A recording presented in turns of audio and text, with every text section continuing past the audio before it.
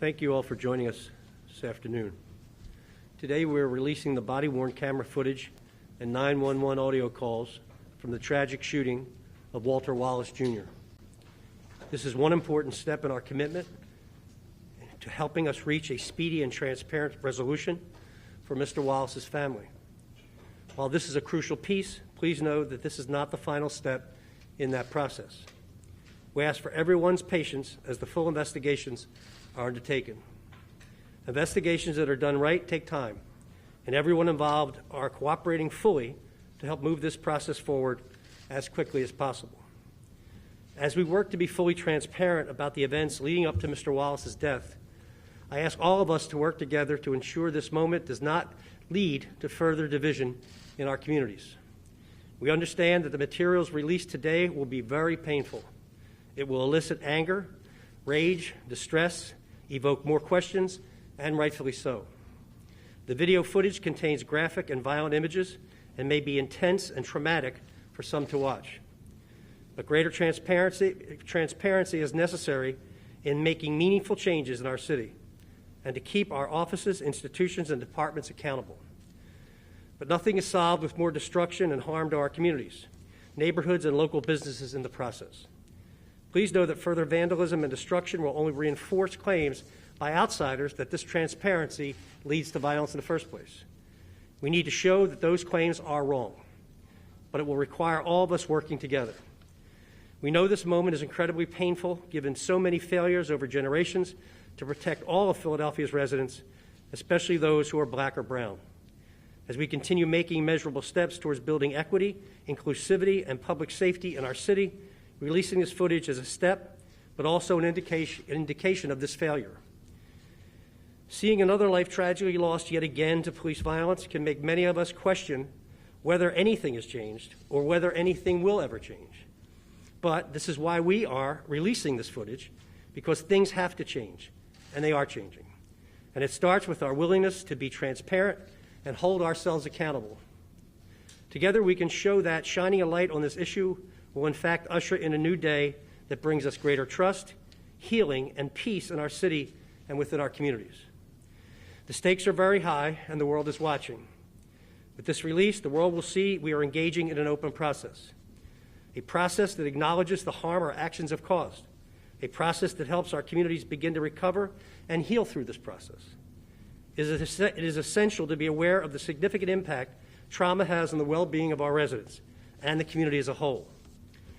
I encourage all of our residents to practice self-care during this time and get the help that they need. Mental health resources are available 24 hours, 7 days a week through the Community Behavioral Health member services at 1-888-545-2600. Again, that's 1-888-545-2600. In a few moments, we'll hear from Dr. Jill Bowen, Acting Commissioner of the Department of Behavioral Health and Intellectual Disability Services. She and Police Commissioner Outlaw are announcing a series of initiatives that will improve the coordination between their two departments. Some of it is work that is already in progress, but that we're stepping up. Some of it represents new and important changes. All of it will ensure that the tragic death of Walter Wallace Jr. will not be in vain. We will learn from our failings, and we will do better. Commissioner Outlaw.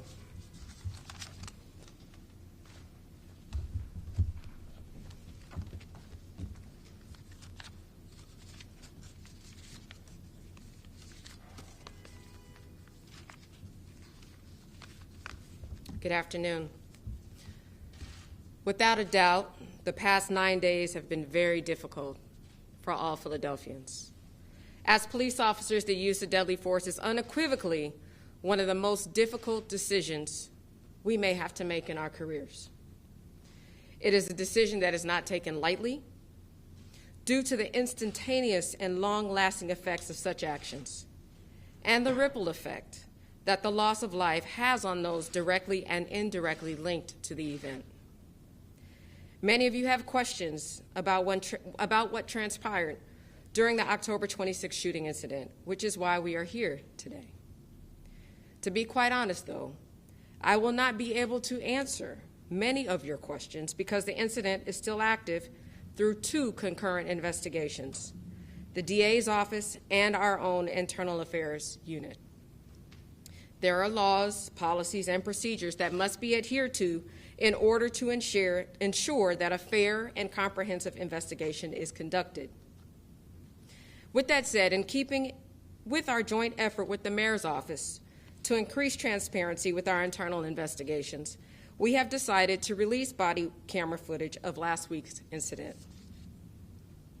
This is the first time in our department's history that we have publicly released body cam footage for an officer-involved shooting. We are also releasing 911 calls and the associated dispatch radio call to the officers leading up to that incident. While this is not a milestone to be celebrated, we truly believe that this is an important step in our commitment to transparency. The release of this footage has been very carefully considered with the safety of the officers and the community in mind. Today, we are making available the body camera footage of the two officers that discharged their firearms on Monday, October 26. The videos will show the officers' arrival on scene, the interaction between the parties involved that led to the shooting itself, all the way up to the point where Mr. Wallace is placed into the back of a patrol car for transport to Presbyterian Hospital. The two officers involved in Monday's shooting are 25-year-old police officer Sean Matarazzo, badge number 4247 of the 18th District, and 26-year-old police officer Thomas Munns, badge number 5128, also assigned to the 18th District. Officer Matarazzo has been with the department since 2018, and Officer Munns has been with the department since 2017. I want to also reiterate how officer-involved shootings are investigated by our department. There are two separate units within the department that handle investigations surrounding officer-involved shootings. They are the Officer-Involved Shootings Investigations Unit, OISI, and our Internal Affairs Bureau, IAB. The Officer-Involved Shooting Investigations Unit, or OISI, and IA are two separate bifurcated processes. OISI looks at any criminal actions that may have occurred during the shooting, while IAB looks at departmental violations that may have occurred during the incident. IAB does not get involved in the OISI process, but they do shadow the OISI investigation to determine if any violations of departmental policies occurred. The DA's office and OISI work together to determine whether officers will be charged criminally based on the findings of the investigation. Once OISI completes their investigation, then IAB determines what, if any, departmental policies were violated. Because there are many factors that can extend an investigation, such as the number of officers on the scene, number of body-worn camera footage, video, number of civilian witnesses, etc., it is very difficult to put a timeline on how long the investigation may take. However, the PPD does work to ensure that these investigations are conducted in a timely and thorough manner. Once the IA investigation is completed, the Use of Force Review Board, the UFRB, makes a determination on whether the officer violated departmental policy specific to the shooting. If violations are found, IA then forwards their report to the Police Board of Inquiry, or the PBI. The PBI determines whether the officer will be charged with departmental policy violations. When disciplinary action is proposed, the officer has the right to go in front of the PBI for a hearing. The police commissioner, or myself, can then decide whether or not to agree with the findings of the PBI or take direct action, which can include increasing the penalty for the offense or termination. I want to reiterate how tragic this incident has been. As an organization that strives for continuous improvement, we have been implementing new programs to increase our effectiveness and improve our responses when servicing the community. One of these ways has been by dedicating a significant amount of time to scenario training that involves de-escalation techniques. While in the police academy, officers receive de-escalation training. This de-escalation training teaches officers effective tactical options that can be used in hazardous situations without endangering themselves or other members of the community. This training utilizes scenarios with 40 hours of instruction.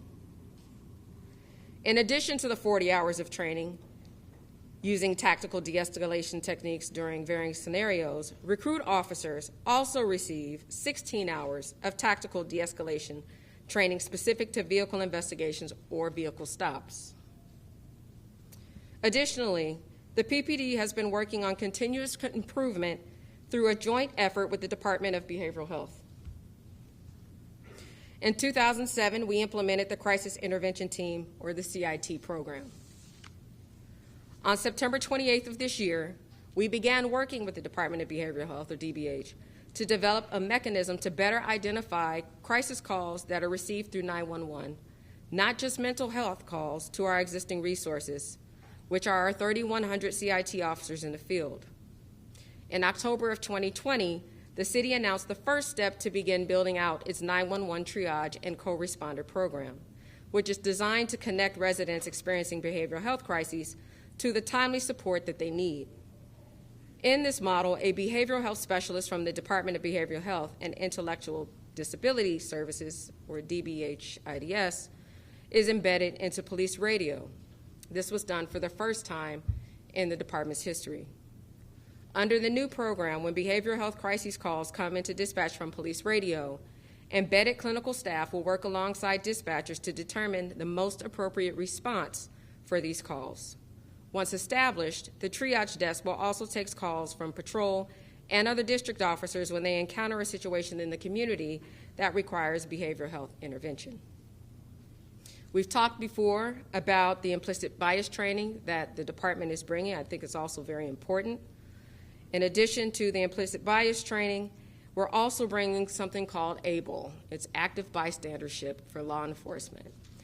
Active bystandership for law enforcement training really focuses on the duty to intervene. These two trainings are not only ongoing, but we also believe this is a significant move forward to help us offset when we encounter incidents like we did back on the 26th. Furthermore, our dispatchers will begin training next week for a modified CIT program. This crisis intervention team class will provide 911 call takers and dispatchers with a better ability to identify crisis-related calls so that these calls are more efficiently directed to CIT-trained officers in the field. In addition to this, we will be implementing a decision tree or a set of questions that help our radio or our dispatchers identify or ask probative questions to those calling 911 to help us identify those in crisis if they don't necessarily offer that information to us voluntarily. We expect that all of our dispatchers will be CIT trained by the fall of 2021. Lastly, while our department continues to go through a period of change and improvement, I ask for your patience while we complete the officer-involved shooting investigation. You have my word that this investigation will be conducted fairly, unbiased, and honestly. We will conduct this investigation as quickly as possible. However, I do not have an exact timeline. With that, I will turn it over to Dr. Jill Bowen from DBH-IDS.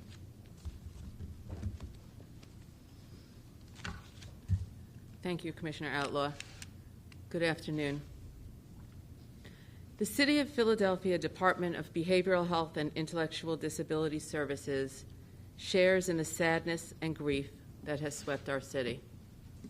We stand in solidarity with those directly and indirectly impacted by systemic racism, injustice, and all the resulting trauma. We firmly believe that mental illness, disabilities, and substance use disorders are not crimes. Individuals affected by these challenges have the right to treatment, recovery, wellness, and life. DBH-IDS works for the people of this city so that all Philadelphians can thrive. We do this by partnering with public and private entities, including schools, city agencies, child welfare, housing, employment, and justice partners, including the police department, and a network of more than 200 community-based providers that offer prevention, intervention, and 24/7 crisis services. Our efforts to reduce stigma and increase behavioral health awareness within the public safety and criminal justice systems reach back for many years across numerous initiatives.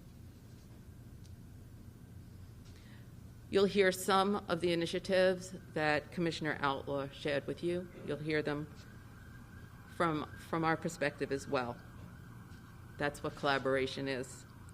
We have partnered with the police department to offer crisis intervention training since 2007, which emphasizes violence prevention, de-escalation, and community collaboration to more than 3,000 officers. The purpose of the training is to promote empathy and understanding while increasing effective communication with community members when they are in some of the most vulnerable phases of their life. The police department and DBHIDS will begin a modified CIT training class for 911 call takers and dispatchers starting next week. The class will provide dispatchers with improved ability to identify crisis-related calls so we can more efficiently direct these calls to CIT-trained officers in the field. DBHIDS and PPD have also been working together to provide mental health first aid training to new recruits since 2017. We also collaborated with law enforcement in 2017 to help launch several police-assisted diversion programs. DBHIDS, Criminal Justice and Public Safety in the Managing Director's Office, and the Police Department held leadership meetings over the last 2 years. These collaborative leadership meetings have brought about innovative initiatives, including PAD expansion and the 911 radio room pilot. These programs take a health-centered approach to law enforcement, diverting individuals towards supportive, peer-based social services that are customized to meet the participants' needs. DBHIDS has collaborated with the PAD program to launch a co-responder outreach pilot program in East Division that embeds behavioral health professionals with police officers, expected to expand to all of East Division by the end of this month.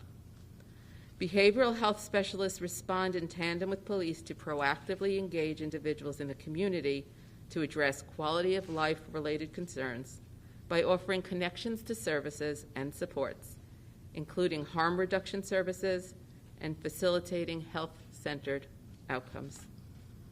And more recently, DBHIDS partnered with the police department to launch the pilot program, Embedding a Behavioral Health Navigator in the police 911 radio room.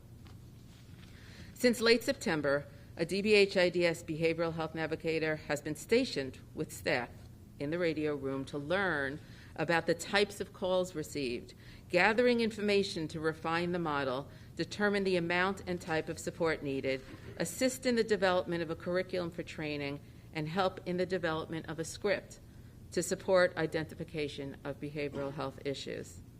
The goal is to help 911 call takers better identify behavioral health-related calls.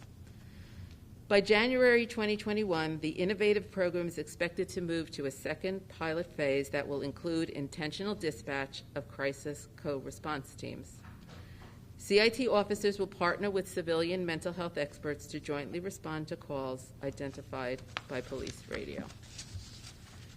The information gathered during the pilot phase will be used to help us further refine the model and determine the amount and type of support needed for the dispatch center going forward, including related to mobile crisis utilization and expansion.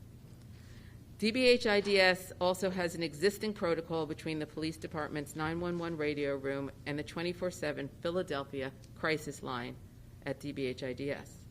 When callers express suicidal ideation, 911 dispatches an officer to the caller's location and immediately connects to the PCL to support de-escalation and, when necessary, dispatch a mobile crisis team. The existing mobile crisis teams are operationalized by two providers, Consortium and JFK. These teams allow DBHIDS to further connections with and between the community and the police department. We are committed to these teams and to finding ways to evolve these relationships. Shortly after this incident, DBHIDS began working within the West Philadelphia neighborhood to try to help those most affected by this traumatic event. We coordinate outreach with the Office of Violence Prevention. Our network of neighbors responding to violence coalition is actively coordinating with community members within West Philadelphia who have reached out for support and assistance. We will continue conversations with these community leaders to address the impact of this incident on individuals and the community as a whole. It is our deepest hope that initiatives such as these by DBHIDS and its provider partners, as well as other city departments and agencies, result in more individuals receiving the care they need. Sadly, the trauma is ongoing, not just for the people living in West Philadelphia, but for all of the individuals suffering under the weight of these multiple traumas, including those who may be viewing the video camera footage today. To all of those individuals, as well as those otherwise facing the trauma of systemic racism, COVID-19, isolation, financial stress, the divisiveness of the election, and more, we want to assure you that you are not alone. The City of Philadelphia and DBHIDS stand ready to help as we cope with this traumatic period. If you or a loved one are in need of supports and services, help is here. If you have questions about where to start and need guidance, please call our member services line. The mayor already noted it, but I will say it again, 888-545-2600. If more immediate crisis supports or mobile emergency intervention is needed, call our mental health hotline at 215-685-6440. The number is staffed by trained professionals 24 hours per day, 215-685-6440. If a community is experiencing heightened stress and anxiety, contact our Network of Neighbors team at networkofneighbors@phila.gov. We also encourage everyone to visit healthymindsphilly.org to take a free, quick, and anonymous behavioral health self-assessment. The online screenings help to identify signs and symptoms of behavioral health challenges proactively. And mindfultogether.com, that's mind, PHL, together.com, all one word, about other resources available to you. You're not alone. Help is here. Thank you. District Attorney present. Thank you. Before I say a few words on this important topic, I just want to recognize all the clergy who are here, and they are here for good reasons. Three of them will have brief comments after mine. I'm sure they'll say something more useful than what I'm going to say. We have with us Pastor Mark Tyler of the Mother Bethel African Methodist Episcopal Church. We have Archbishop Mary Floyd Palmer of the Philadelphia Council and Clergy, who will also say a few words. Pastor Harold Clay is here. Where'd he go? There he is. From Mount Zion Baptist Church, we have Pastor Carl Day, who is right behind me, Culture Changing Christians Church. Pastor Donald Moore from Mount Carmel Baptist Church. Pastor Robert Collier, who is the president of the Black Clergy of Philadelphia. And we also have two clergy who are employees of the Philadelphia District Attorney's Office. They are Gregory Holston, who is a senior advisor in the office, and G. Lamar Stewart, who is our director of outreach and also a police officer.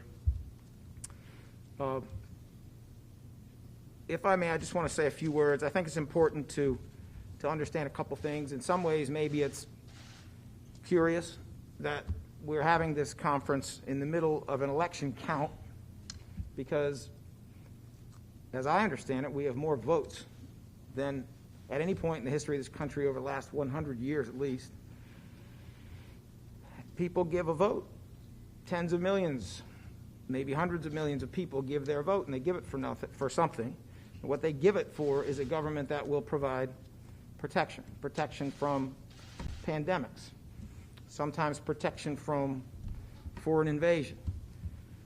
But they also give it for a government that will protect them when their child who has mental illness and cannot be blamed for that, needs intervention from government of some source. Well, I am part of government, and I don't think there's any dispute that in this particular situation, when a mother was trying to get help with a situation involving her son, who is blameless for having mental illness, that when she did that, government failed because her son was killed within a minute of government's arrival. As a part of government, I apologize for that. I think what occurred here is heartbreaking. I know that the mayor feels that way. I've heard him on that. I know the police commissioner feels that way. I've heard her on that. And I think everyone who has even seen the video that has been available on social media from a civilian knows that this is truly a heartbreaking situation. So the question then is, how does government not fail now? What can we do now not to fail? Well, I was not involved in any of the discussions about these new programs, policies, trainings. I applaud the city, the police commissioner, the Department of Behavioral Health for their attempts to immediately wrestle with this, for some of those efforts even predating when this occurred. I think that is a positive step in the right direction towards protecting us. When the issue of the release of this body-worn camera video was raised, I also think that the mayor, his staff, the police commissioner, and I and my staff decided we were going to give this family protection this time. We were going to listen to them. And this is crucial. We were going to listen to them when they said, I want these audio tapes released, and I want video up to a certain point, but this is my child, and I don't want video after that point released to the public. I want the public to see absolutely everything without blurring anything for the portion that we believe is appropriate, but I do not want this other part to be shared with the public at this time. We have protected that family. We have done here exactly what they asked us to do, to be transparent, but also to protect their privacy in a moment of tragedy that is devastating this family. No one is hiding anything here. And in that sense, even though there has been a failure to protect this family, we are not failing to protect them now by doing this. I know that the police commissioner has promised, and I believe she will deliver, a fair and impartial investigation on the part of the police department. I have a separate duty, and that is to deliver a fair and impartial investigation on the possibility of criminal charges. The charging function is not with the police department. The charging function is with the district attorney's office. It either comes when that is a possibility, based upon an assessment made that there is probable cause, reviewing, of course, all the investigative work done by the police department, or sometimes it comes from a grand jury. And the grand jury actually makes the charging decision after they're allowed to consider charges suggested by the DA's office. In both homicide cases where the district attorney's office has found it necessary to charge a police officer who was on duty when he killed a civilian, in both of those cases, it was a grand jury that carefully considered the evidence over a long period of time and made that decision. There were many other cases where the district attorney's office did not charge police officers in shootings, fatal or not, because the facts and the law did not support it. We are going to protect this family in the integrity of the investigation that the district attorney's office is going to do, and in trying to get justice, whatever that may look like when we know everything, at the end of the day. The other thing that government needs to do to protect here is we need to protect the privacy of this family. The family having requested a video that does show faces of witnesses, I would ask everyone in the public and in the press to honor that. Many of those witnesses are family members. They are neighbors. They do not need your camera in their face. So I would ask you to honor that, and I would ask the same of the public. If there is a need to march and there is a need to protest, I would ask you not to march down that block without permission and from that family, without respecting that family. And I would also ask all of you in the public who cannot help but be affected by this, because it is a painful thing to see. It is a terrible tragedy for everyone who is up here. I would ask all of you to protect us from violence in the street, as we, the government, try to do that as well, and to protect us from business people's windows being shattered and their things being taken. We know this city. We know that this is a city that values free speech, free expression, free protest, that is peaceful. I heard this today when I sat with the father of Walter Wallace, and we spoke about it. He respects that. This is a man who has worked for the city of Philadelphia over 30 years. He loves this city, and he has already said to the cameras days ago that he does not want to see this city torn up. Well, just as government tries to protect us from the city being torn up, what we need is the public who view this, who feel passionately about this, to feel just as passionately about protecting this family and honoring the memory of Walter Wallace by not tearing up the city. If you believe the life of Walter Wallace matters, then it matters that his family is asking you to honor him, not to disgrace his memory by tearing up the city. I would now like to ask in the following order: first, Pastor Mark Tyler; next, Archbishop Mary Floyd Palmer; and finally, Black Clergy President Robert Collier to say a few words. Thank you.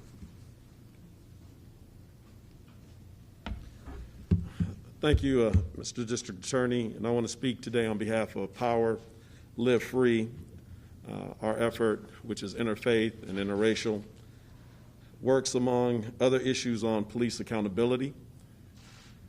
You were talking about the election just a moment ago, and one of the things that was on the ballot this year was whether or not Philadelphia should have independent police oversight. I'm hopeful that when the ballots are counted, that will have passed, and that might usher us into a new era of policing in the 21st century.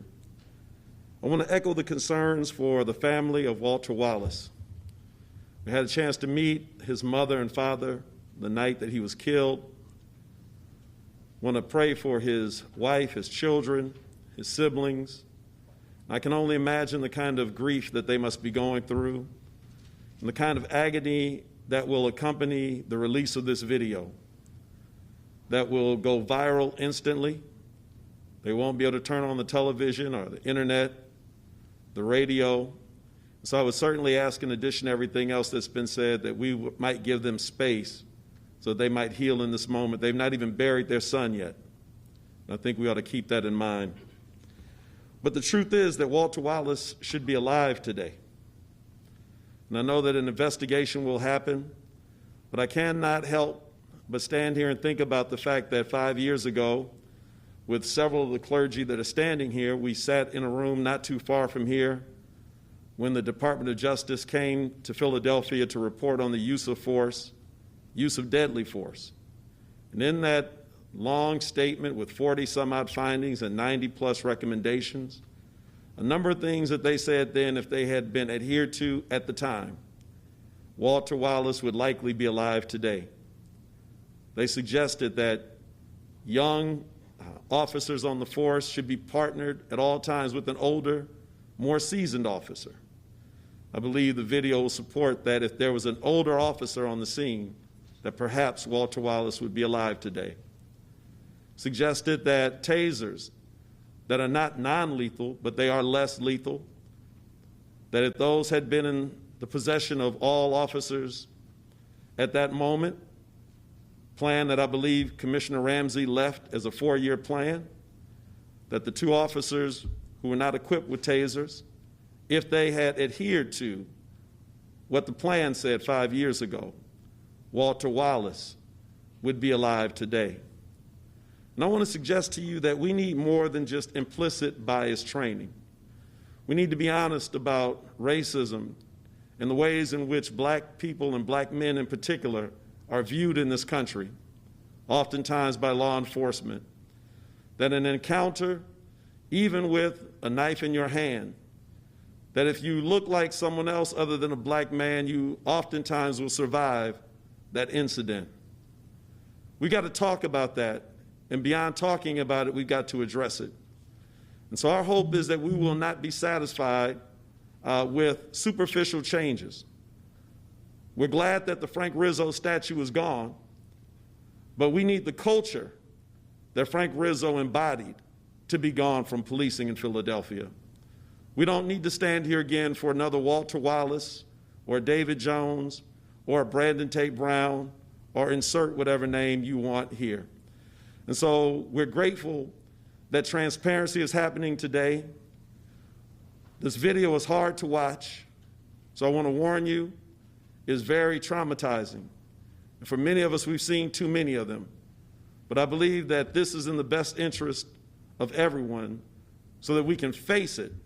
In the words of a great preacher friend, that if we don't face it, we can't fix it. And so let's work together and bring about real accountability and real change and real reform in Philadelphia policing. Thank you.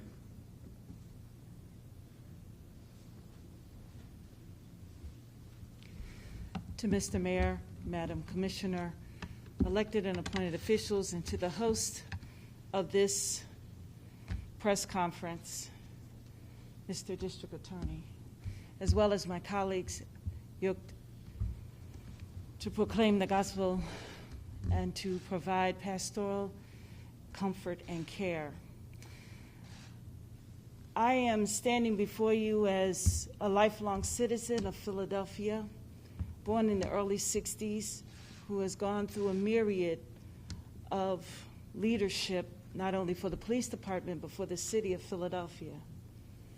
I've seen the gang wars, I've seen the uprisings, I've seen neighborhoods torn apart, I've seen even some of the anger that's been exhibited that's been more detrimental for the children that are watching us as adults. As a mother of 4 sons, I have the first C word, compassion. I cannot say how I would feel if it were my son. I can only say that my heart bleeds for and goes out to and embraces the hurt, the pain, the trauma that the parents, the wife, the kids, and family members have felt by the loss of Walter. His life mattered. Whether we agree or disagree, God created him, and he should be here today.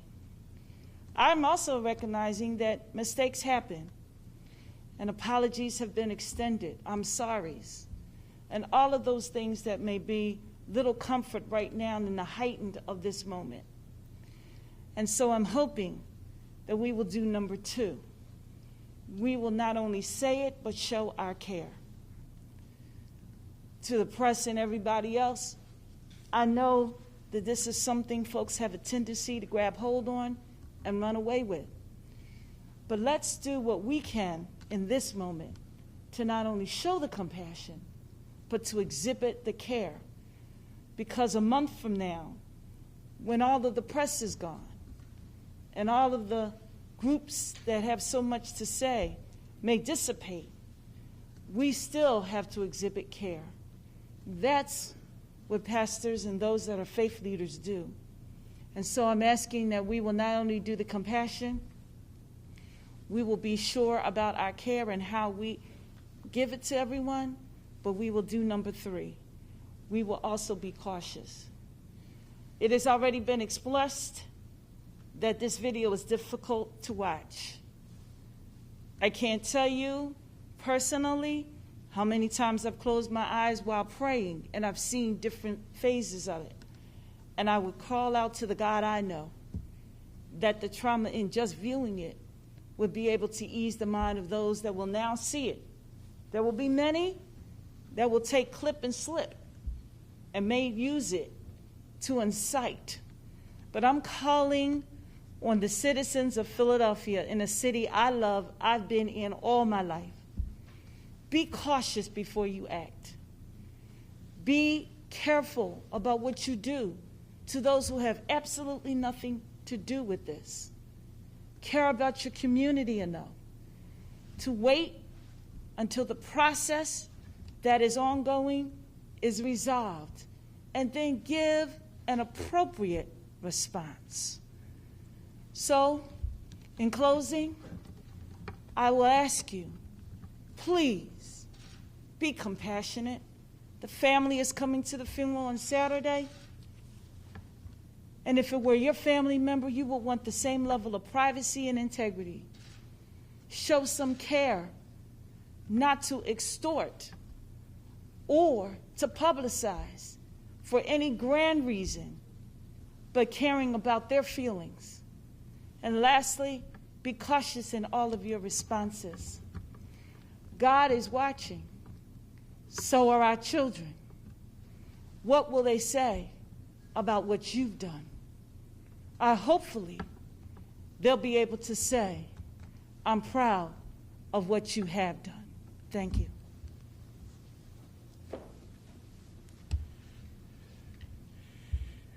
Needless to say, we are living in a difficult time. We've had trauma all around us for the past 2 weeks or more. But I stand here to ask all the citizens of Philadelphia and its surrounding counties, and everybody who hears my voice, please, please do not resort to any violence, any violent demonstrations, any outcry of anything that would destroy our city, our state, and any city. And remember that we must honor the memory of Walter Wallace, be sensitive to the needs of the family. Do not be chaotic and destroy. I'm calling on all the members of the black clergy to talk with their faith communities, to talk with their congregants, and instill in everyone that we come in contact with to be calm, to allow the system to do what the system has promised to do. Do not take matters into your own hands. I know that that there's a heightened sense of hurt. We're all hurting, but we must learn to channel that hurt in a positive way. We of the faith community believe that there is a God, and we trust him.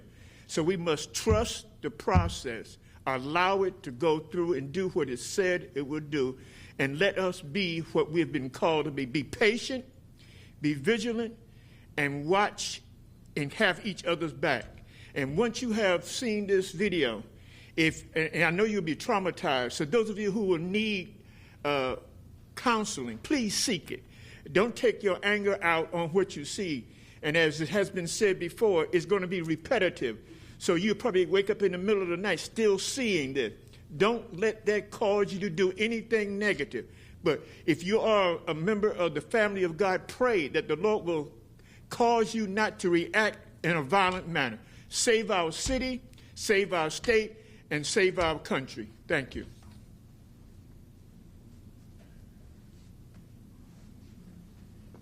Mr. Mayor, I don't know if you wanted to field questions. I know that we're going to be read questions that are coming in, not only questions in the room like Mr. Cuellar, but we're going to be getting questions over Zoom, which will be read by Jane Rowe. Did you want to start out? Mr. Mayor, residents continue to ask, as the faith leader alluded to, when you will expedite and secure the funding to ensure that all of our officers are equipped and trained in the use of tasers to help prevent these kinds of tragedies? We're in conversations now with City Council for potential mid-year transfer of money enough to equip. A lot of the expenditures, these tasers have a certain life expectancy, and some of them had to be replaced. And it's not just the taser itself; it's the holster for the taser, it's the charger for the taser. So it's not just a simple $75 or $100 taser. Other things that come with it. We have been appropriating money since I've been mayor for the police budget to buy them. And of course, we need to speed it up and make sure everybody has one is trained to use it. And this pilot program with the Department of Behavioral Health, will that be a 24/7 operation? Right now, it's in the pilot phase where they're gathering information to help the officers and the dispatchers learn the best way to elicit the answers to those questions. And then we are working on what the next steps would be based on the pilot to see about what could happen in terms of the 24/7. What we're really looking forward to is the rollout at the early beginning of January of the co-response teams, because that will really make a difference in terms of having mental health and police, CIT-trained police together in the field. And we've also been doing something like that with police-assisted diversion in the Kensington area for people who are addicted to drugs and or mentally ill. As opposed to arresting them, we've been able to divert people to treatment, to mental health treatment and to addiction treatment, as opposed to arresting them and giving them a record. Mr. Krasner, have you impaneled a grand jury as part of your investigation? Mr. Cuellar, if I had, I would not be permitted to speak about it. So I can't answer that question, but I certainly understand why you are curious about that. All that I can tell you is that each one of these cases, by which I mean a situation in which an officer has been involved in the killing of a civilian, has to be considered very seriously. There are some cases in which my office would not have supported the release of the video because that might have jeopardized the investigation. This happens to be a case where there is no danger of jeopardizing the investigation by releasing it at this point. And just as I have to make those kinds of decisions on a case-by-case basis, the decision to use a grand jury or not is very, very case-specific and also protected by certain laws, so I'm not actually allowed to discuss the details of that. In the decision where, or in a situation where we're all going to be able to follow with such clarity, can you just speak to what other evidence you would need to come to a decision in charge? What else was this question? Well, I don't want to get too much into the specifics here, but I understand the point of your question. And I can say this to you without speaking about this case. If you look at the video of George Floyd, which goes on for about 9+ minutes, you have a video of someone who is, for the most part, on the ground, who has no weapon whatsoever.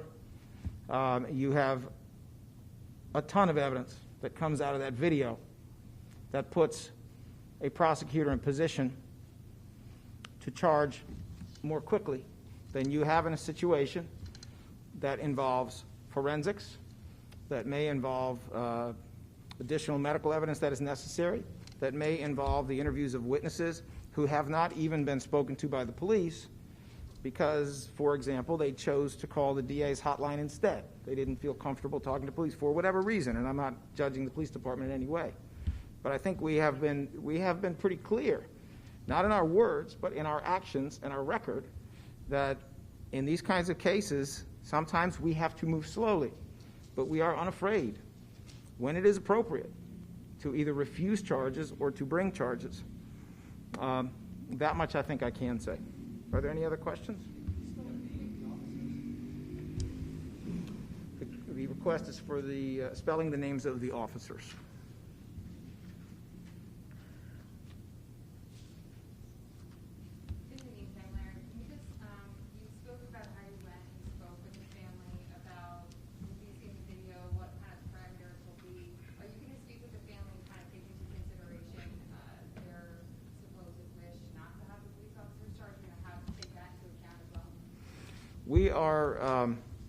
We always take into account the wishes of survivors and victims.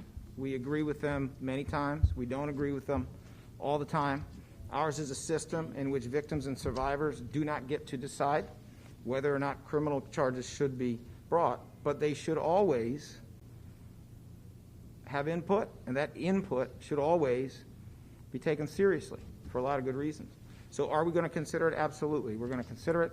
We're going to consider it in light of what information they have and to what extent they have specific knowledge of what the criminal statutes are, or if we're able to explain it to them and they feel comfortable with that, what their opinion is at that point, we're going to take all of that very seriously, yes. Yes, sir, Mensa. In your remarks, you used the phrase police violence, and violence is equated or it's linked to crime. I just want for clarity. Well, the taking of a life is a violent act. Whether that act is appropriate or not is what this whole investigation will determine. But I'm not necessarily making any allusions to criminality. I'm just saying that watching that video is it's a violent act you're watching, and it's the act that resulted in the taking of a life. So, in that regard, yes. Look, I have two children about the same age, and the fact that they're both white probably keeps them safer than if I were a black man with two black children that age.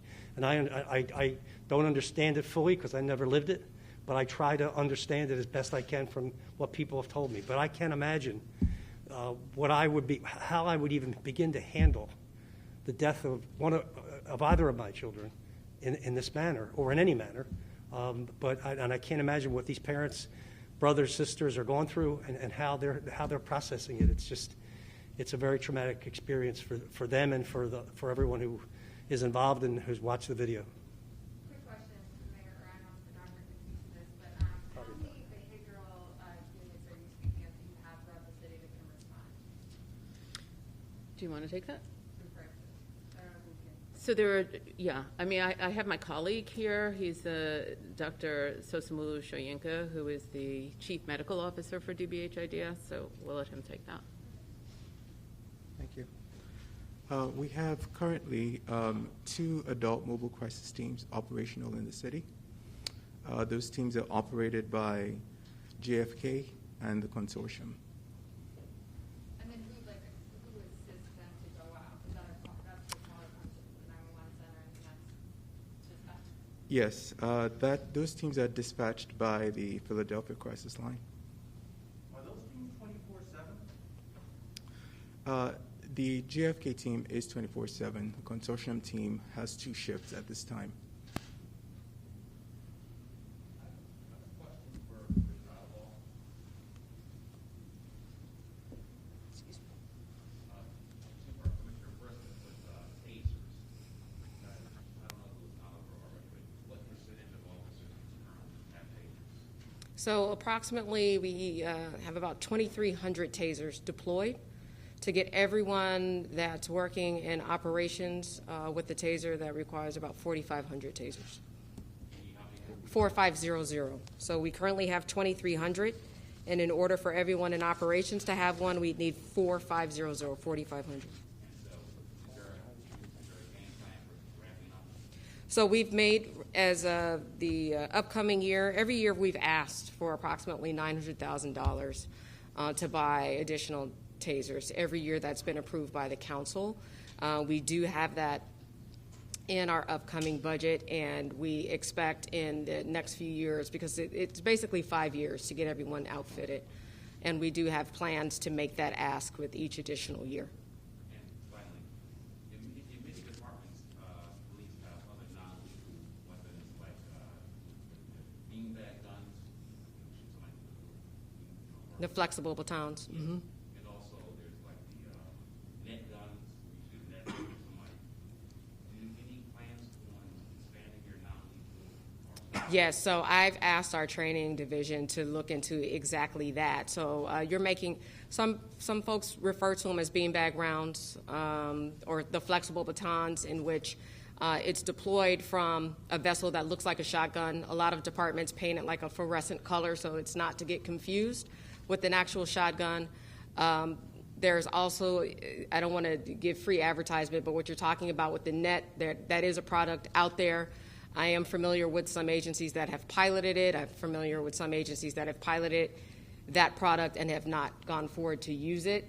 So there are several options, I think, that we need to be exploring in addition to the taser, because we're talking a lot about the taser, but I don't want us to put all of our hope and faith into one particular model of control. And for the person that asked, or for everyone. The first officer, 26-year-old police officer Thomas, common spelling Thomas, Munz, M-U-N-Z as in zebra. And then Officer Matarazzo, Sean Matarazzo, S-E-A-N-M-A-T-A-R-A-Z-Z-O. It's the spelling of the names. What's that? 25-year-old. Thank you.